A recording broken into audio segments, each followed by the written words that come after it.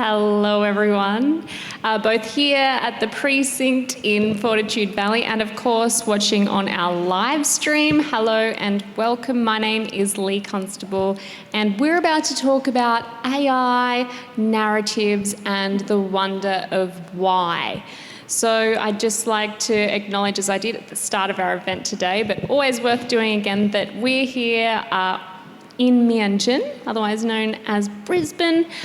We're here on the land of the Turrbal and Yugara people, so I'd like to pay my respects to elders past and present, and also acknowledge the ongoing relationship that Aboriginal and Torres Strait Islander Australians across First Nations of what we now call Australia have with science, with technology, with art, with narratives, with storytelling, and all of those things come into what we're about to speak about in this panel discussion.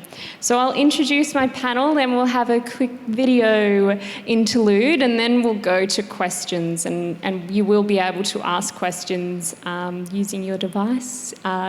And that will be, we'll show you the instructions to that. So stay tuned for that. But first of all, I'll start at the opposite end and work my way towards it. We have Lincoln Savage, who is creative producer and also creative director, I should say, of Vast Yonder, and also he is behind Brisbane Street Art Festival that you'll be hearing, and has been involved in Queensland AI Hub's AI Street Art collaboration. So please welcome Lincoln. Hey everyone.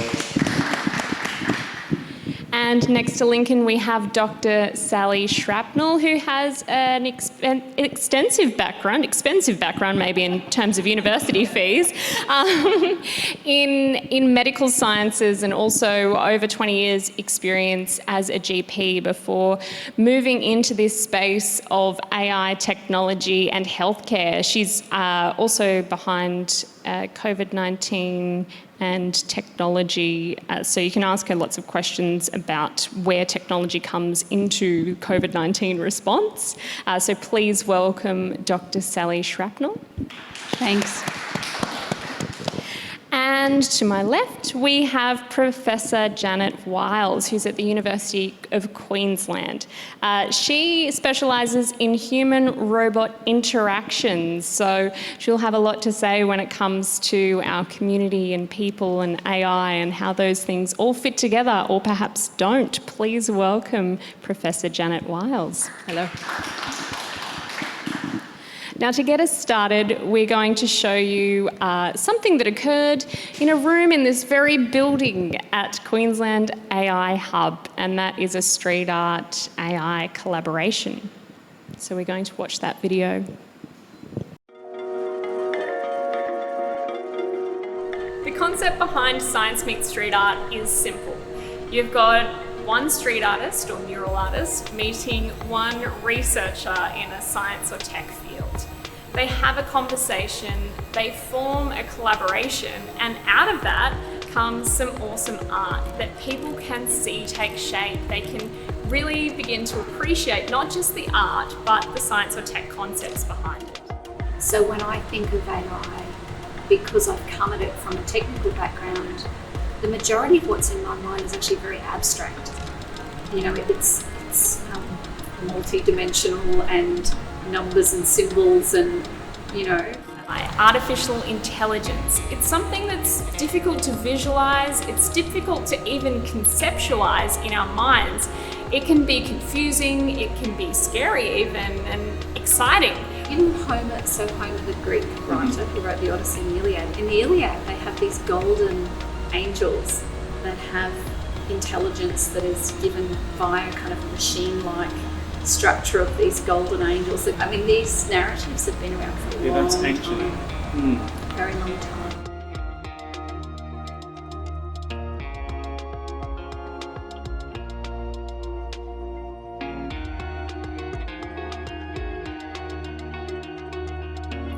So in the end, I wanted to try and combine ancient kind of earth, nature, spirit with the ancient Greek golden angels. what I was thinking about this character, kind of watching over, I suppose, and just keeping an eye and just hoping that it's kind of in service of developing technology to remember the natural, remember the importance of that. And the potential, I guess, for which way it can go. Yeah.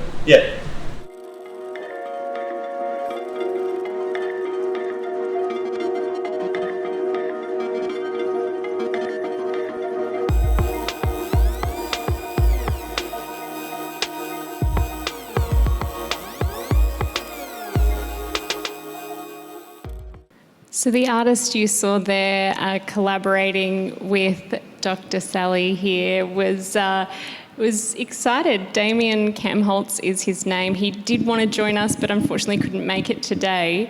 But first of all, I think we'll talk about this collaboration and then get more broadly into the topic of narratives. Lincoln, when you were thinking about street art, and you come from a background actually of innovation and technology, and that's what you actually studied and then got into this art world. The street artists you've worked with before, why did you choose Damien, or why did you approach Damien to be part of this project? So there's a lot of artists that I could have chosen for the project, and I did a bit of research into your past work with the street art collaboration program to try and get an understanding of how you might have approached that. And I chose Damien because he has such a slow, considered way of approaching any subject. And the past projects I've worked with him, things like collaborative dance work, where he had two dancers performing while he was painting, and the work came out from that project, which is about 4 or 5 hours worth of dancing and painting. And in that process, he painted the portraits of the dancers. Then the dancers changed their physical appearance, and then he modified the painting to connect with that. So that kind of previous work with him is why I chose Damien, because I knew that he could come into something which was very much out of his field of understanding. And I think he did quite well, and then watching that process unfold was really interesting. Yeah, and obviously Lincoln is someone who's been working across technology and arts and bringing those worlds together.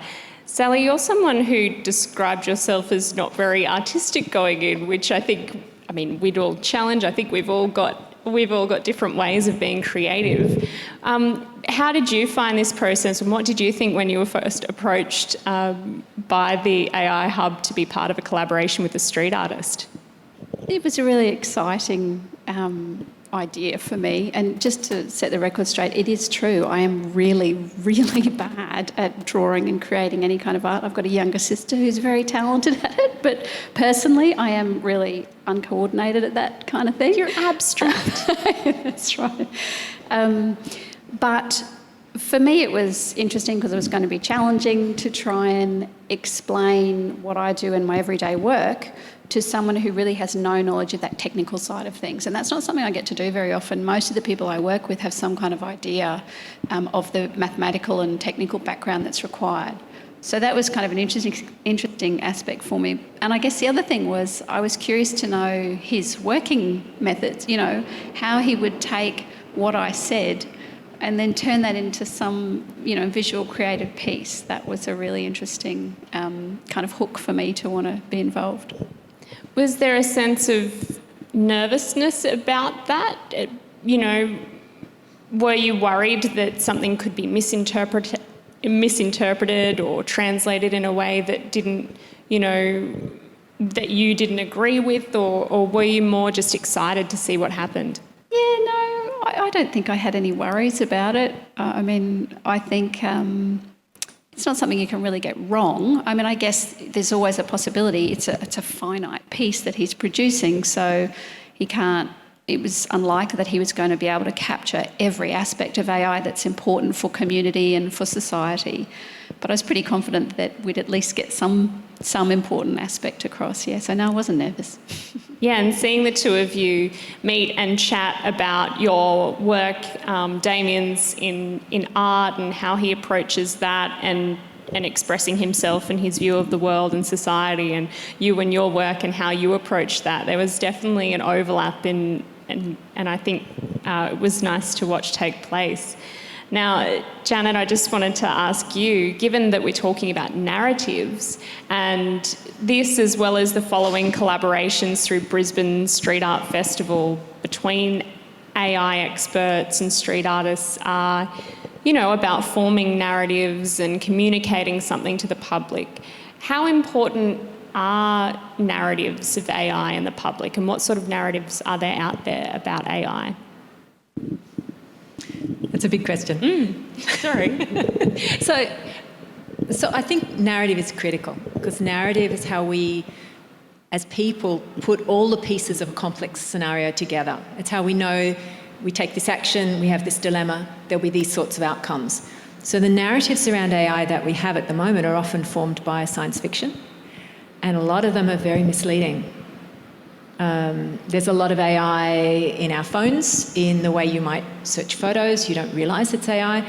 You do a Google search, the search itself is AI, and when it works really well, we're not even aware of it.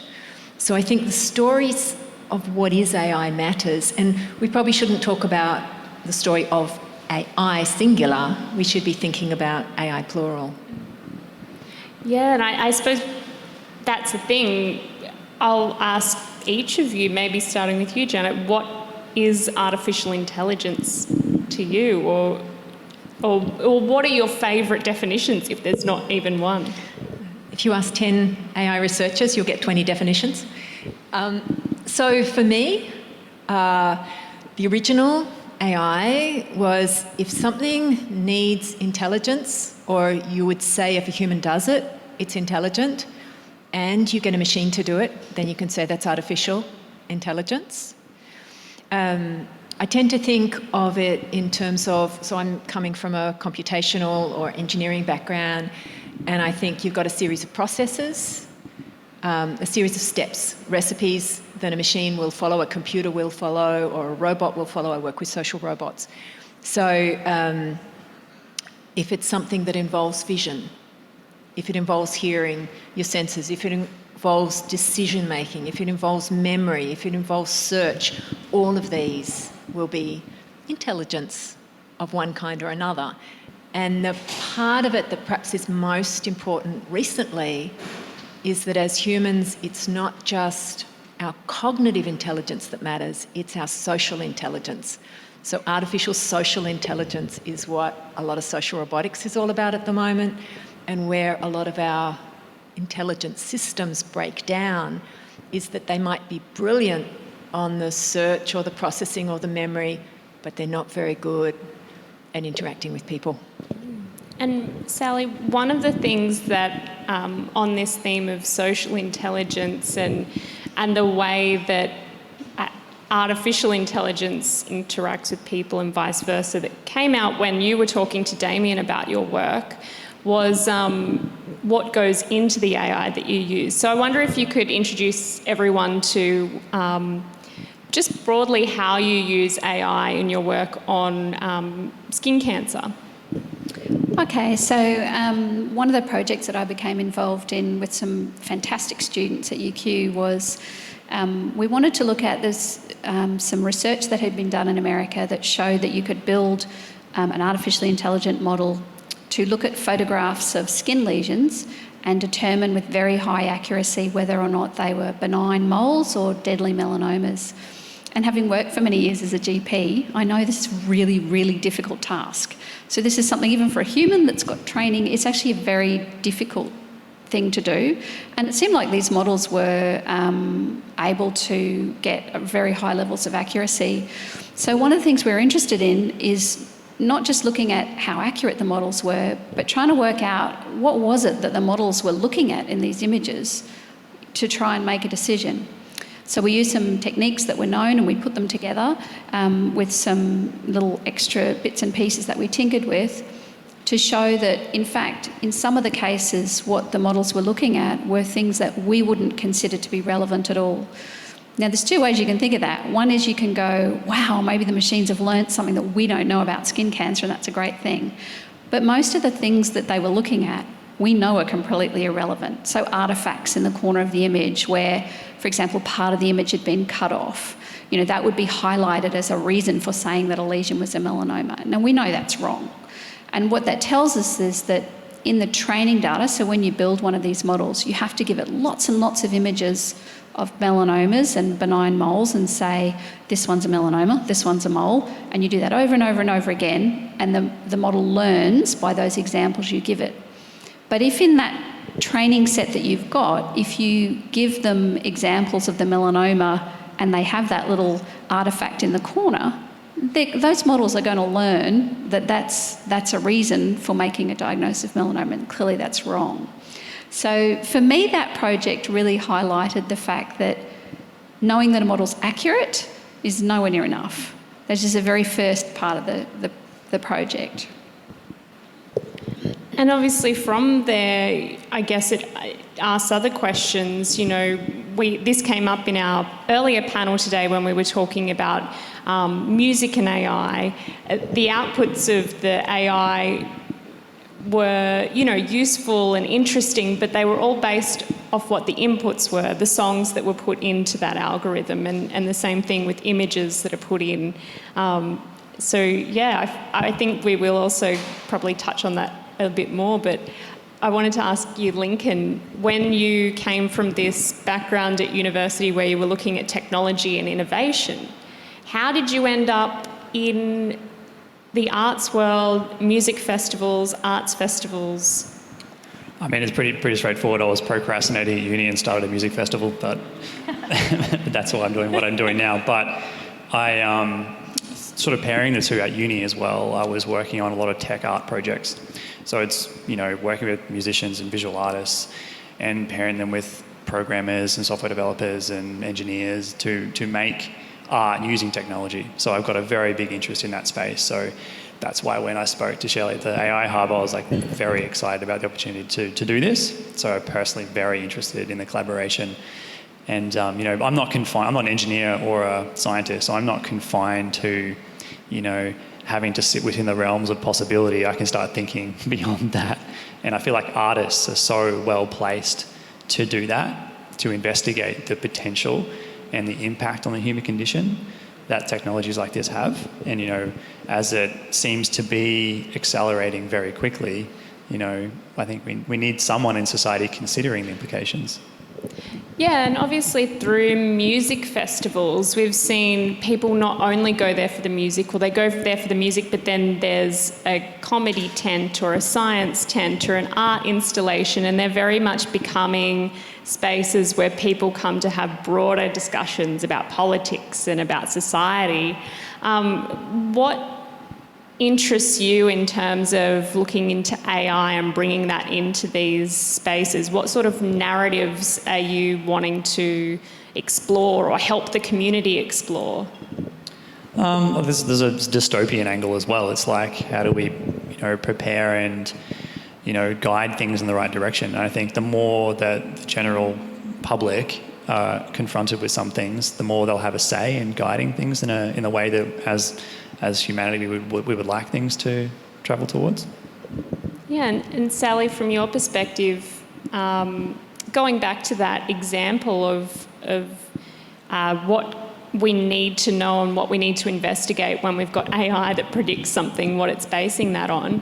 We also talked about skin colour in that, and that's something that comes up a lot, is if, your diversity of information in this terms of pictures of skin does not reflect the diversity of skin tone in the community. What are the implications of that? I think that, the main problem is that biases will come into these models that, and I think the tricky thing is not the ones that we know. So not those, so that's a kind of obvious one that we could think of, right? We could think, let's look at we want to make sure that we've got representative data here, or we want to know that this model is built for this particular ethnic group and it shouldn't be used outside that ethnic group because it's going to not perform as well. But it's the biases that we can't think of that are the tricky ones, because if you know there's biases, you can correct them. But it's when you build a model and it's not until it's deployed that you start to see the potential inequities. And I think the key thing there is then that we do need broad engagement. We need broad engagement at all stages of model development, even post-deployment. And we also need a way of iterating back from the community, back into the technology for updating, developing, relabeling, what have you. And I think the only way that will happen is, as Lincoln's saying, is for people to understand there's no stupid questions. Everyone in the community should have be empowered to be able to ask any questions that they feel might be relevant for their needs when it comes to AI being deployed in community settings. Yeah, Janet, you touched on sci-fi and kind of there's a lot of expectations and concerns that are set up for people in broader media that we consume. Sometimes that's really useful. It gives us a lens to think about questions we need to ask about these things when we're, saying yes to terms and conditions or something like that. But sometimes it can actually cause conflict and work against our ability to navigate these things as a society. So what do you think are some of the opportunities out there for improving our communication between humans and AI and, in your case, robots? So I guess I'd like to pick up on one of the things Lincoln said about artists being able to tell stories that go beyond what we have now.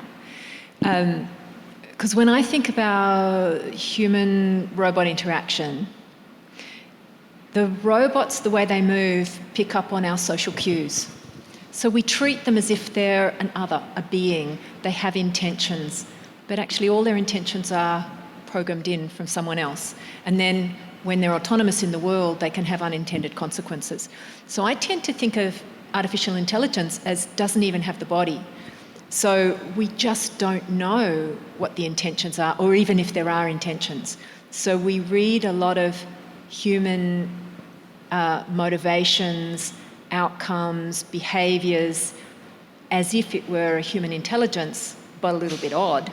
But it's actually an inhuman or a non-human or it's an intelligence that's not human. And I think this is where storytelling can really try and, the experience of the street art, how do you explain data and abstract in a way that it's a really hard thing to get across if you're not working in an engineering field?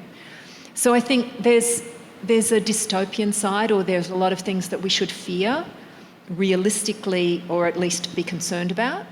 And the question is, what are the benefits? And you've got a really sharp knife. It cuts both ways. And the same thing with AI is trying to understand the potential outcomes that are both good and not good. Yeah, because there are some really exciting potential outcomes. I think what concerns me sometimes is that public discussion makes it seem like there's even negative outcomes of AI, therefore AI is evil and bad and we shouldn't use it, or it's all wonderful and we should trust it no matter what, because I'm sure that there are no unknown consequences, which is what Sally was saying. We should be worried about more than the known. Whereas there are, solutions out there that can help us make a more sustainable agricultural system, help us improve the Great Barrier Reef. We're seeing AI involved in, getting rid of things like the crown of thorns starfish and that are threatening the reef and all these sorts of things. So I found it interesting and kind of awesome that Damien brought that nature element into AI. And that face, I think he said it was friendly and protecting. Other people might look at it and think it's kind of eerie and threatening, but that's all up to interpretation. At this point, I think we'll put up the instructions on the screen. So if you're watching on the live stream or here in the room, you can log on and you can type up a question you might have, and I'll be able to read your questions and pose them to our panel. As Sally said, there's no stupid questions. Feel free. I've watched Sally answer lots of prickly questions about AI. It's been great. To throw you another one, I wanted to give you an opportunity to tell everyone about the work that you've been doing in this space when it comes to COVID. Thanks, Lee.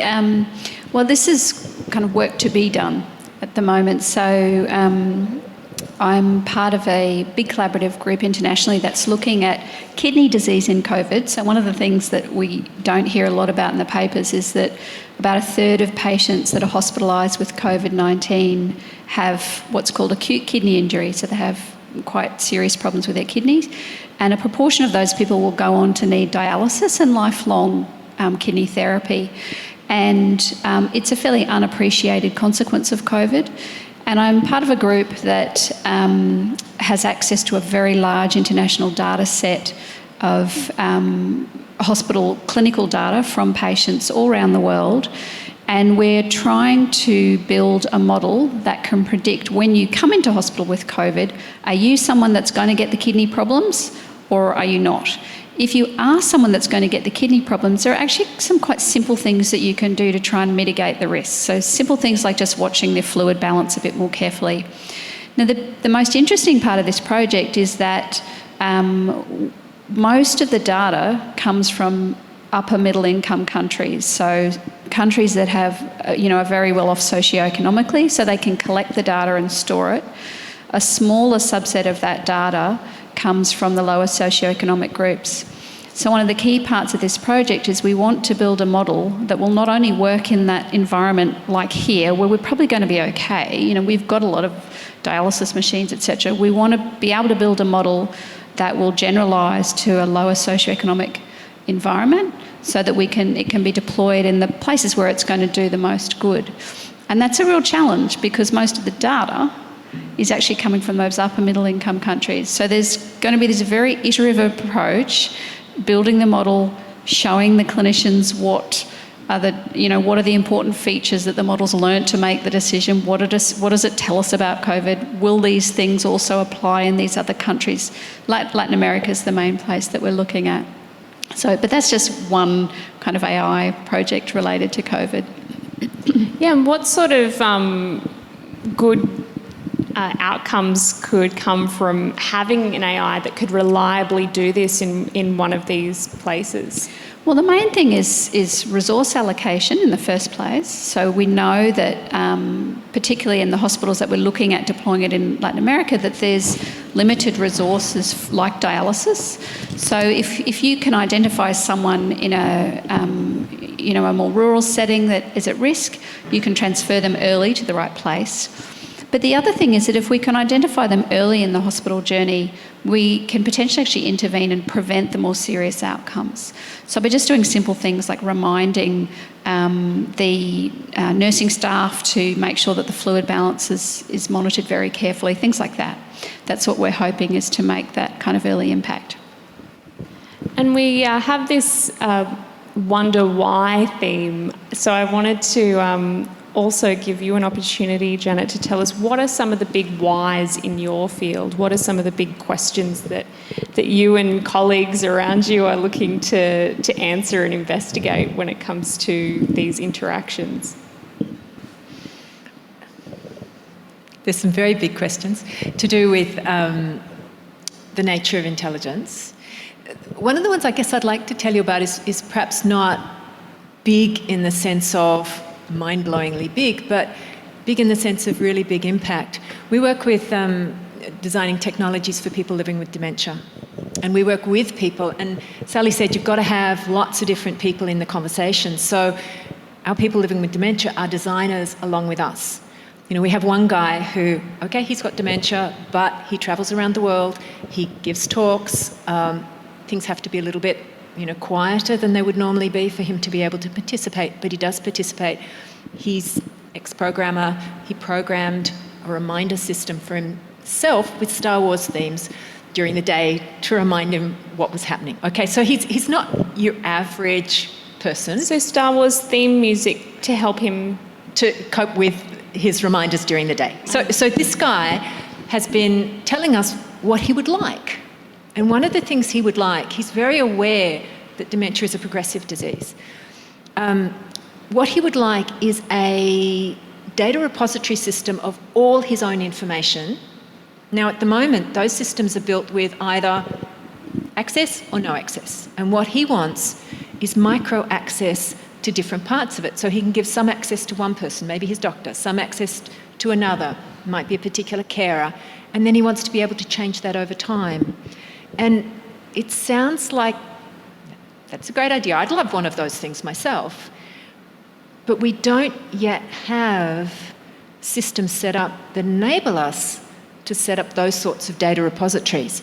So we have those for people living with dementia, and we're working on what we call a language bank, which is a lot more than language, which is how do you gather all that information? How do you store it in a way? How does an AI system access it? And then how can the system make use of it just in time? But that kind of system, it's useful for people living with dementia and their families and carers, but it's useful for ordinary people as well. And we also work with Aboriginal communities, and they would like that kind of micro access because, of course, access to information across Aboriginal cultures, Aboriginal and Torres Strait Islander cultures, also has this notion of micro access, which is not built in. It's one of the biases in our system that says you have access or you don't have access. So these sorts of things we're learning how to make data and the processes on that data fit more with how we live with it in everyday life.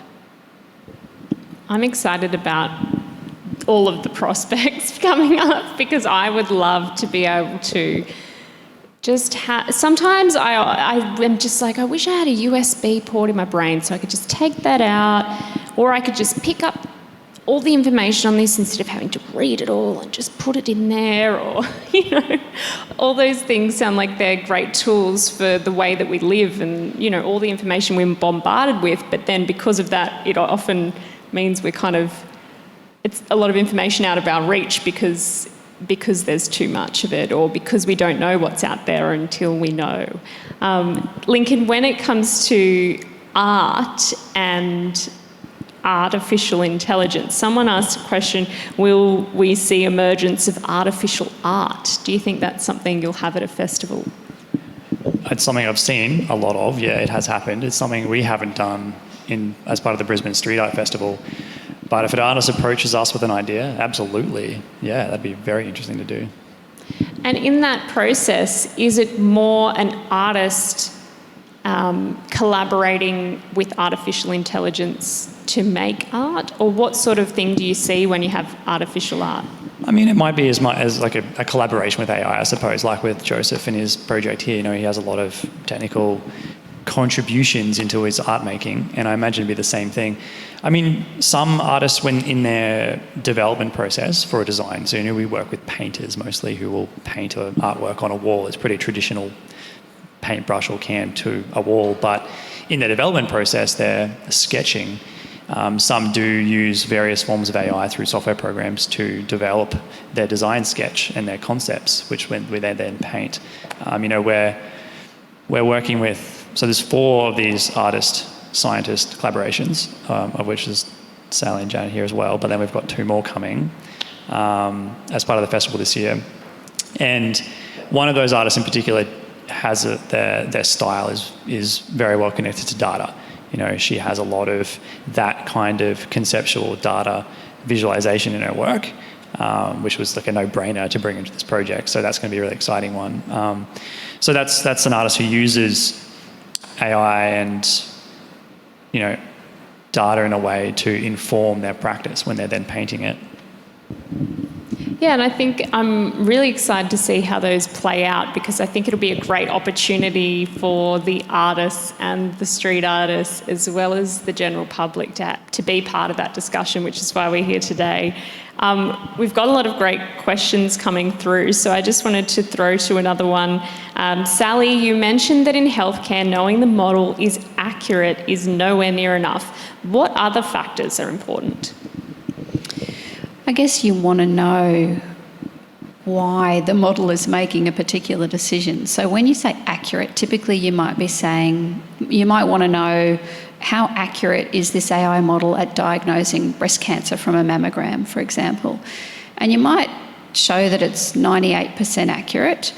Now, you could argue, look, that's a lot better than the doctors are doing, so maybe we should just run with that. The problem then is if you're in the 2% that it's getting wrong, or even if it got the diagnosis right, but there were other aspects, that it was making the decision based on something that was incorrect, like the examples I was giving before, it's very difficult then to plan management, understand consequences of decisions with treatment. People want and need, and it's a basic kind of human right to have autonomy over your health decision-making processes. It would be like a doctor saying to you, you've got this, and I'm not going to tell you anything more. I'm not going to tell you anything about why I think you've got this. I'm not going to, I just don't think it works in the way that we engage with healthcare and the way that human beings have a right to engage with healthcare. So I guess that's the main reason we want more information so that we can empower both the clinicians using the AI, but also the patients and consumers to be able to make decisions around their treatment. Yeah, so just jumping in on that, the other aspect of that is how representative is that data of the actual disease? Because the data that you've got is the data that could be collected. Yeah. And we find this in the faces. No one intends to train a system with only a subset of faces, but you train on the faces that are available. So if one group of people are either less represented, or maybe they don't want their faces in databases because they haven't had a good experience with that in the past, so then faces won't be there. Or languages. We tend to think language belongs to everyone. Anyone can learn English. But if you have a language like, one of the languages of the Aboriginal and Torres Strait Islander nations, not everybody is welcome to that language. It doesn't belong to the world, it belongs to the community. And so what you have in data is what you can have. And often I think we misrepresent AI when we say it represents the disease, when actually it represents the evidence we've got of the disease, or the evidence of the system. Yeah, I suppose you can only get out what goes in, or something based off what goes in. So it does come back to, if you're going to have clinicians using it, then they need to know the possibilities and the limitations in order to use it correctly and not over-rely on it and over-trust it if there are other things to take into account. Someone else asked, should there be regulations about a tool that's becoming as powerful as using AI, I assume they mean. Example, yes, AI can help protect the barrier reef, but it could also help destroy it. So yeah, where are we at when it comes to regulations and AI? Are our laws in Australia keeping up to date with what technology can do and able to actually regulate it? Thanks, Janet. I think there's a mad scramble going on at the moment, in that the technology is rapidly advancing, and industries grabbing it with both hands and wanting to utilise AI for good, and the pace of regulations is not quite keeping up with the pace of change in technology. So, but I'm seeing more and more evidence that that's an awareness. There are lots of not-for-profit groups popping up and institutes popping up to try and marry these two, this kind of gap where the technology is starting to outpace the policy making. So I think it's tricky. You don't want to over-regulate an industry because you can actually prevent the good parts of it from being developed properly. So you don't want to just go, right, blanket, we can't do anything. But you also don't want to under-regulate, obviously, and then have the dual use problem where, the AI is actually being used to do more harm than good. I think it also comes down to what you're going to define as AI and whether it is something that you can regulate. It's kind of like saying, would you regulate computer use? Our kids are using computers. We use computers for all sorts of things. There are some aspects of computer use that should be regulated, and there are some aspects of AI that perhaps should be regulated, particularly around the use of data and learning from data. And personally, I think that the people who create the policies don't always understand enough about what's going on. Some do, and they don't necessarily understand policy, and some understand policy and they don't necessarily understand AI, and I think that conversation across those boundaries is really critical. Yeah, and when it comes to conversing across boundaries, that's part of what you do, Lincoln, as someone who's, bringing together different types of work, different art forms, and the community. Who are you hoping to reach through, this visualising AI and Brisbane Street Art Festival, bringing it into these spaces? What are the spaces, firstly, and who do you see coming to Brisbane Street Art Festival and why?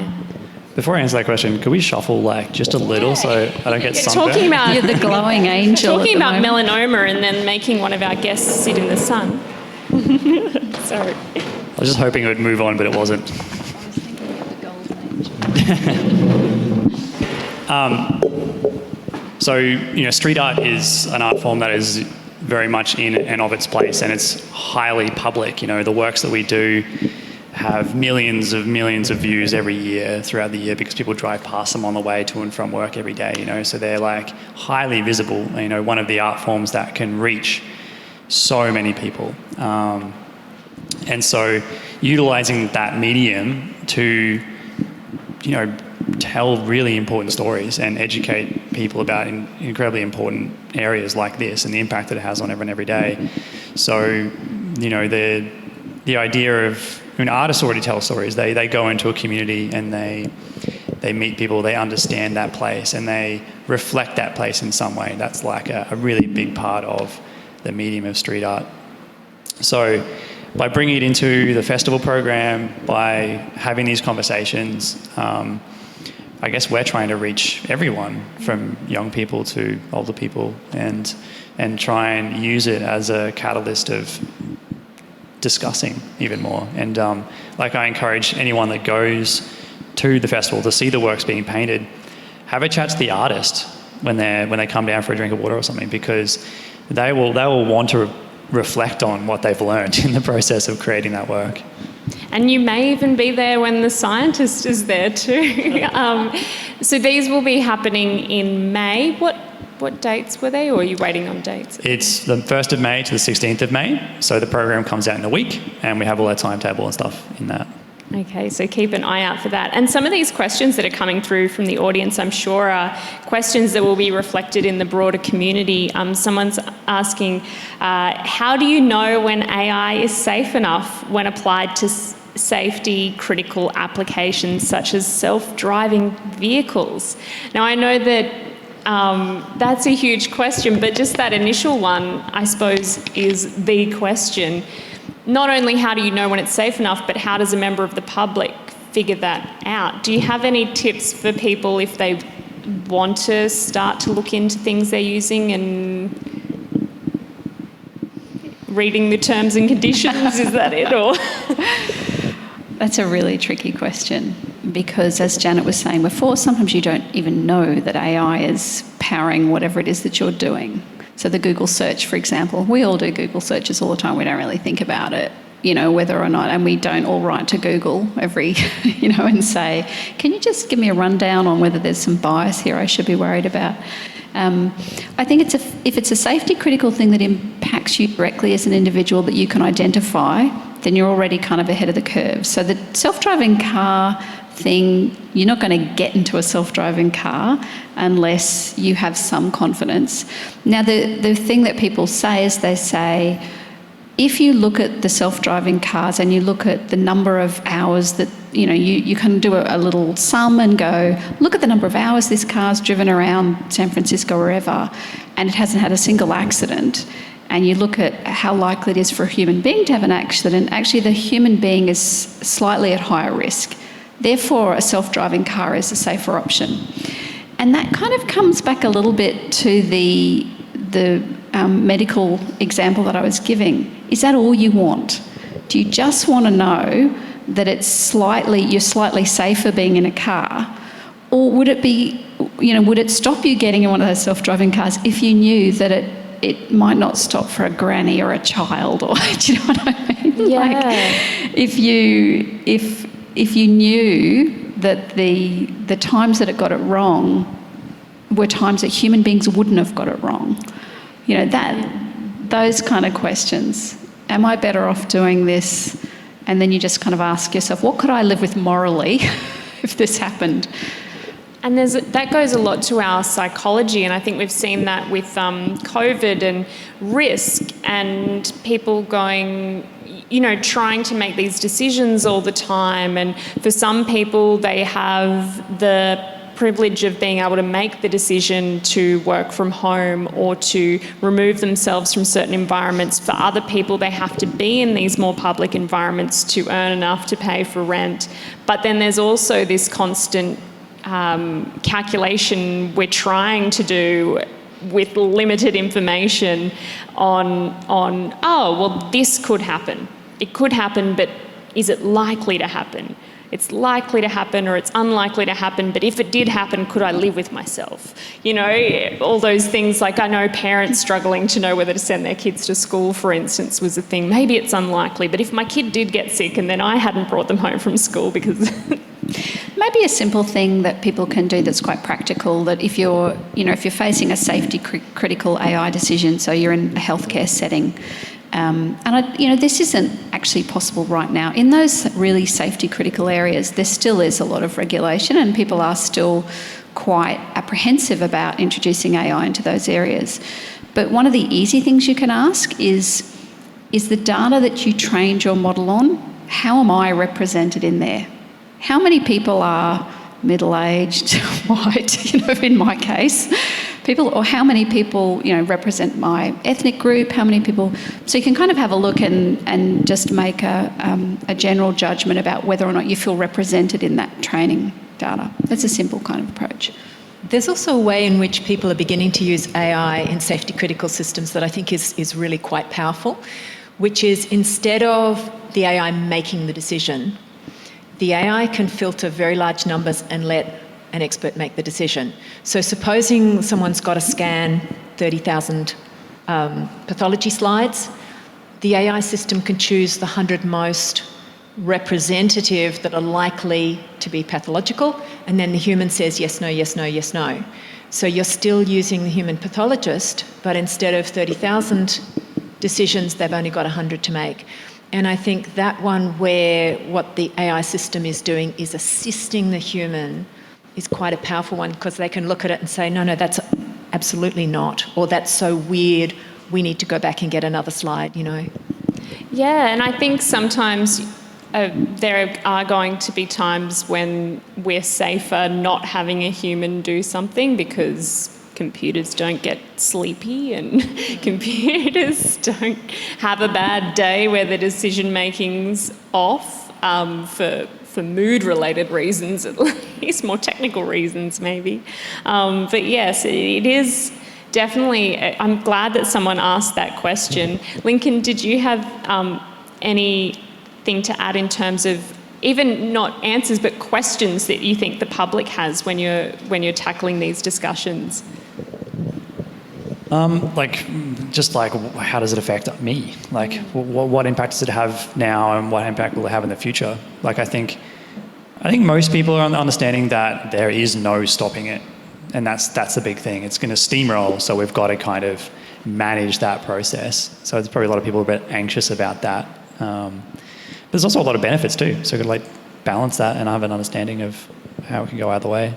Yeah, and someone's asked, and I'm really curious to know as well, as AI experts, what are your thoughts on collaborative projects like this, like the street art one? Are they actually effective at increasing public awareness of AI? I mean, I haven't done any research. We're probably not the people to ask, because we're the ones involved. Yeah. Ask.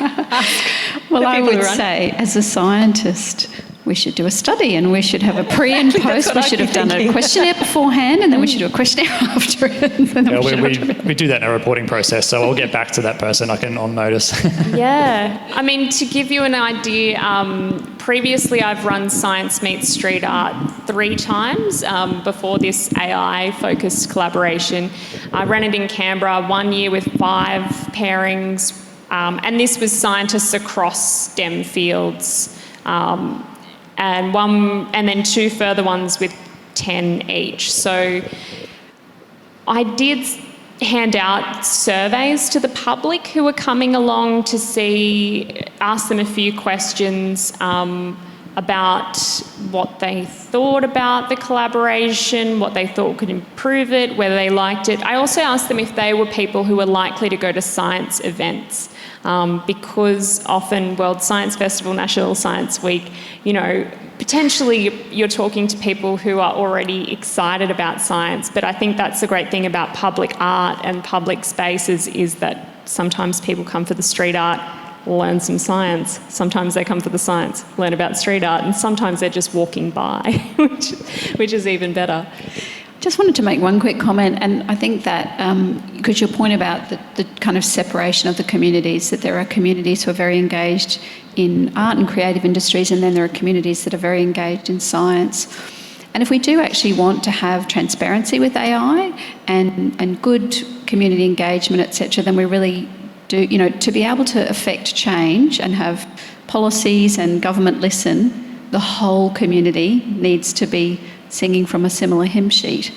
And so rather than having a group of people that are going, it's really great, and a group of people saying, we're really worried, if everyone's saying, we want transparency, we want to know what's going on, then there is some kind of power there. So it's kind of a particular advantage of bringing everyone onto the same group. Yeah, absolutely. I think there are different potential outcomes for what we call science communication events. It's a very broad term, really, and it depends what success looks like for you when it comes to effectiveness. For me, when I first came up with Science Meets Street Art, my measure of success wasn't necessarily about translation of the intricate scientific concept to the public. While that was something that people took away from those, my major measure of success was I wanted people to become more familiar with who are the researchers in their local community, and breaking down stereotypes of who does this research, who's behind it, of the questions that experts and researchers in AI are wanting to talk about and answer, because quite often there were face-to-face interactions. And also there was a double breakdown of stereotypes. I think there's a big stereotypes around street art and who does that, and, are they just there in midnight with a hood on? Maybe they are, good on them. And I think there was also a surprise outcome. And for me, that was about what the street artist and what the scientist took away. I was focusing on the public so much that actually one of the biggest successes was about, I had street artists say things like, I'd love to meet more scientists researching this, or can you help me talk to someone in this? And the areas of science they were interested in sometimes were things like quantum science, astrophysics. Some of them were used to representing nature and animals and things like that, but not those more abstract sciences. So that was another outcome. Then some street artists were more keen to make science topics the subject matter of their art going forward, and I found that really interesting. So while beyond, feedback sheets and talking to people, no research has been done, hopefully I'll be able to collaborate there are some science communication researchers out there who do research into science-art collaborations. I am interested in reaching out to them to see if they'd like to collaborate to do some research on street art and science as well. So there is potential for these things so we can find out. From your perspectives though, you're at different stages of collaboration. What do you get out of collaborating with an artist personally, not just when you think of what it means to the public? So can I talk about I've just met the artist that I'm going to work with. I wasn't sure how much you're going to talk about, but we haven't publicly announced the program, but you can spill it. It's fine. Go for it. Spoilers. So I'm working with a couple of artists, and I just got to meet them by Zoom this week. And we were going to talk for half an hour, and we spilled over to sort of an hour and a half or so. It was fascinating. It was terrifying. I'm not an artist. I did science for a reason. I'm good with numbers. I'm good at the abstract level. But it's kind of like to talk to people who are, they're incredible artists around the natural world, and I'm working with robots.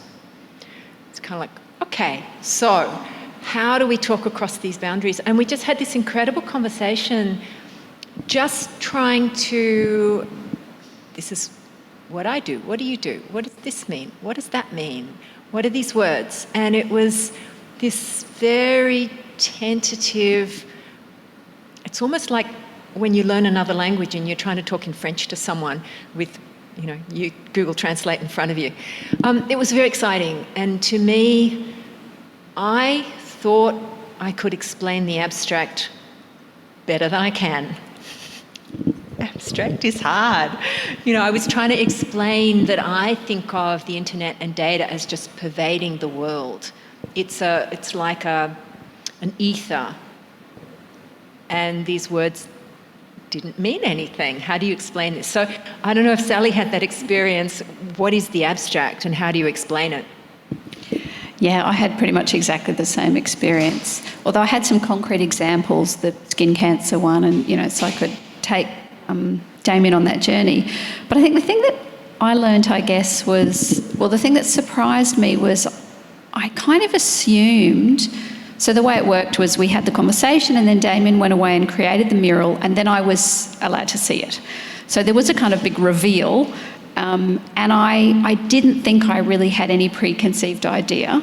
I thought I was going in with a completely open mind about what I would see, but I was really surprised to see what looked kind of like a humanoid figure there.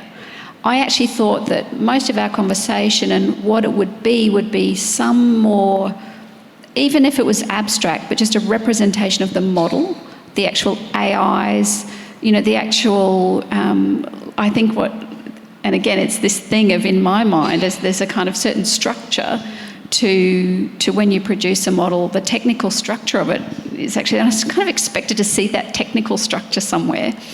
But I think the thing that it made me realise is that we are kind of like mechanics. So we work, it's like if you've got a mechanic that's designing a car and fixing a car and concentrating on the car all the time.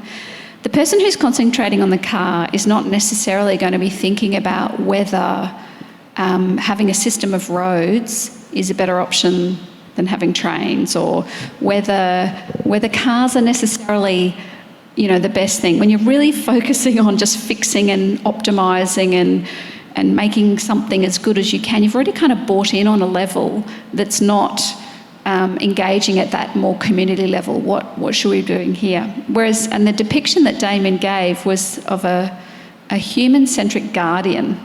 So it was the face is meant to be watching over the space.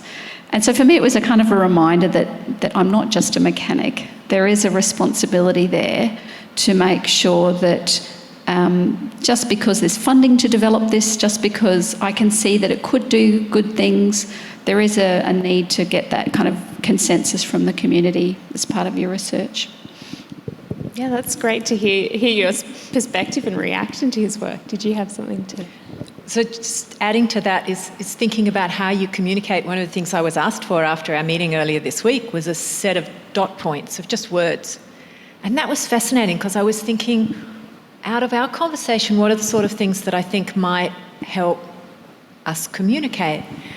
And something that when we were talking about this whole session, that I think about when I think about a scientist is I think about a 4-year-old. I think about your inner 4-year-old. And when we design our robots for any ages or any AI, I'm thinking, who is your inner 4-year-old? So I started with that as my first bullet point, thinking it's for me, it's all about the interactions. How do we interact with these systems?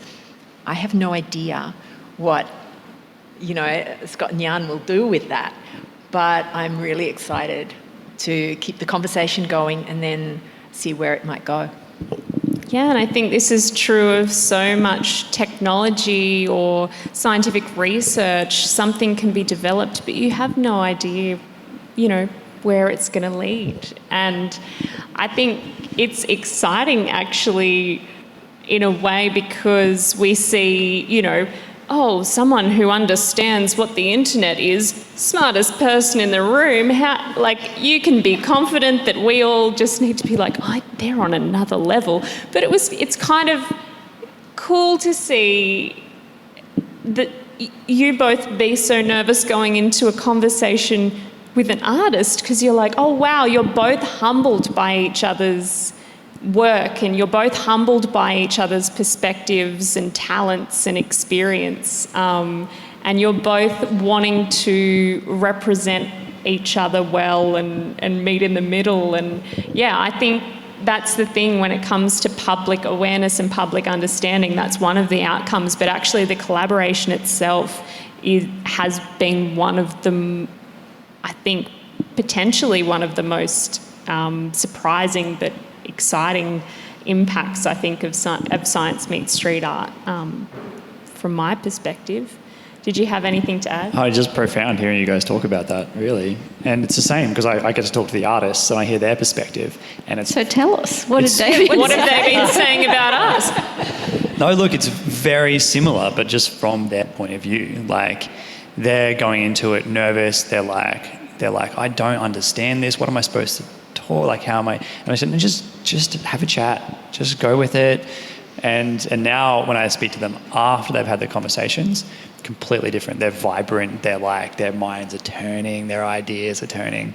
And it's like, we haven't done such a high level collab like this before. And usually we can be a little bit sensitive around, pigeonholing artists into smaller spaces. We kind of really want to leave it open. So you just do what you do. So most of the artists in their programs are like that. But, we did work with each artist, talk to them, and we gave them the option of doing it or not, and they chose to do it. And, it's, I think already the value is clear. And we've completed one, and we've only started conversations with 3 of the projects. And already I can see that this is a significant outcome, and they will be really significant projects to deliver. Well, thank you all so much. Unfortunately, I know there are more questions here.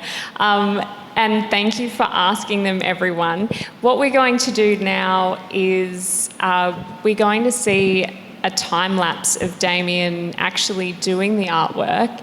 And then we're going to hear from the director of Queensland AI Hub, Professor Suki. Oh yes, she's here, good. And also there will be an opportunity, if you're able to stick around afterwards, to get a tour of the space and see it in real life and keep conversing and asking questions. So would you join me, please, in thanking our panellists?